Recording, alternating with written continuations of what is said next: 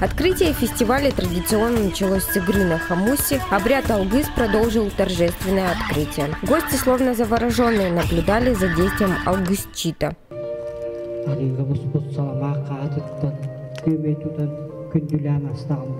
Изюминкой фестиваля «Зимогород» стали мастер-классы по ремеслу якутов. Эту идею собственник комплекса вынашивал не один год. И, наконец-то, мечта сбылась благодаря слету студенческих отрядов. Как раз сегодня будут представлены ремесленники. Это вот та из идей, которая у нас была, она сегодня должна работать. И студенты стройотрядов прикоснуться к тем ремеслам, которые у нас в республике традиционные.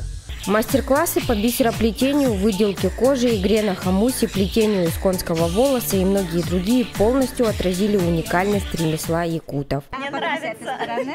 Мне кажется, я должна была это делать прямо с детства. Не обошлось и без национальных видов спорта. Под открытым небом ребятам провели мастер-класс и даже предложили попробовать испытать свои силы.